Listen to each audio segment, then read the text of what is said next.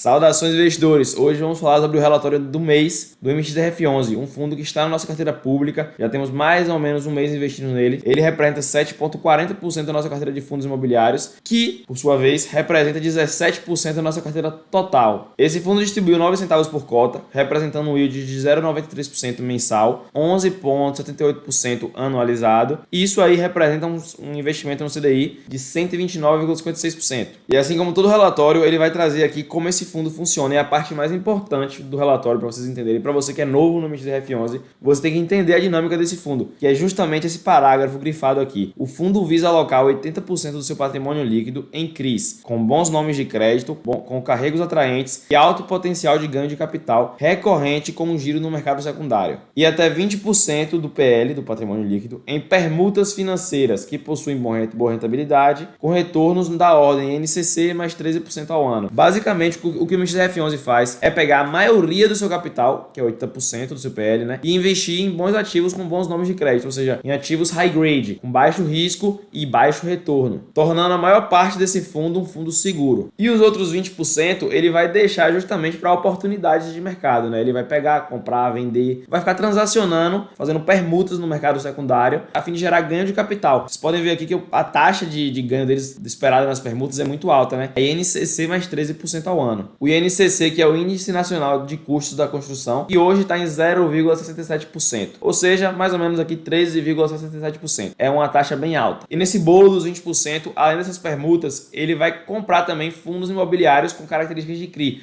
ou seja, fundos imobiliários de papel, assim como ele mesmo é. Agora, sobre as movimentações que esse fundo imobiliário teve no mês, podemos ver aqui que no book de CRIs foram integralizados 281,59 milhões. Esse dinheiro aqui é basicamente proveniente da 10ª oferta que esse fundo teve. E fechando esse investimento aqui, ele concluiu a alocação de recursos da sua 10ª oferta. Nas demonstrações financeiras desse fundo fica claro de onde vem a receita dele, né?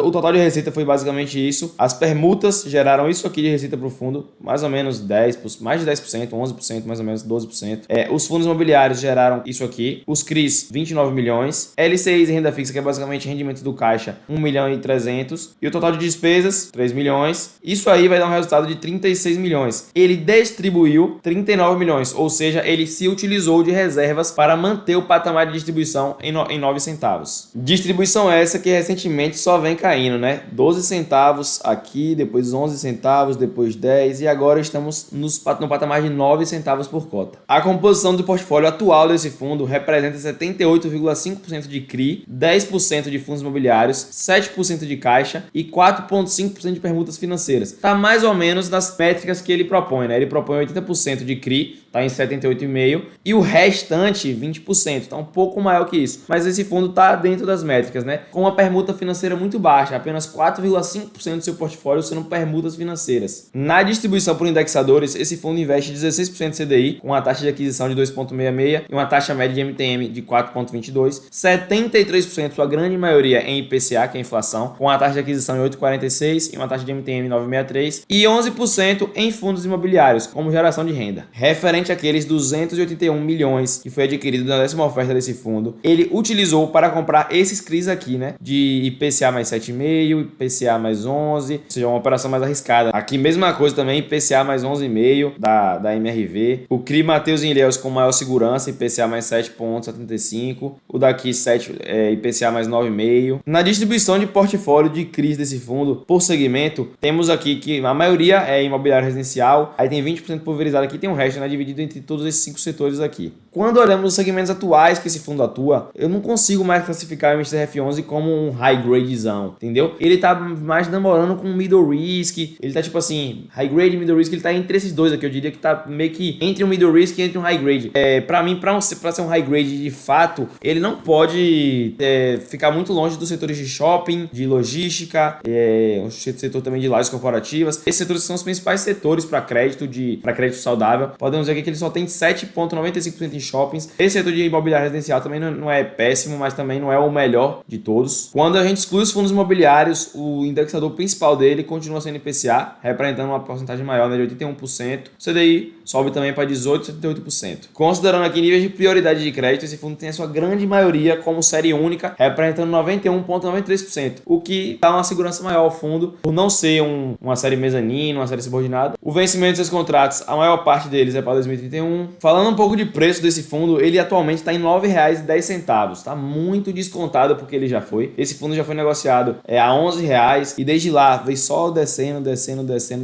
E agora com os pacotes fiscais do Haddad, falas de Lula, blá blá blá, governo e pau, Brasil quebrando, ele se encontra em R$ 9,10. Suas mínimas recentes, né? Acho que o fundo imobiliário MXRF11 nunca teve tão barato na sua história recente quanto está hoje, verdade. Só teve em valores mais baratos na pandemia, quando teve em 8,66. E falando uma boa, nos valores que ele se encontra hoje, eu acredito que ele está num valor muito interessante. Teve gente que já pagou R$ 11 por esse fundo, aí eu falo, é loucura, pô. O cara tá pagando, sei lá, com um PVP de 1,3, 1,4, 1,5. Não existe pagar um PVP desse em um fundo como o MXRF11. Não entrega, tipo assim, nada extraordinariamente extraordinário para você pagar 5% mais caro no PVP de um fundo de papel. Não existe isso. Mas hoje, velho, o PVP dele tá, acho que quase no 0,90, ou próximo disso, ou seja, um desconto de quase 10%, e ele tá com um preço bem atrativo. Hoje ele representa 7,40% da minha carteira pública do canal, e para vocês acompanharem é só se inscrever e assistir toda a série, onde eu ensino a investir em fundos imobiliários, ações, criptomoedas, ETFs internacionais e renda fixa. E como essa carteira é muito recente e só temos 10 cotas do MXRF11,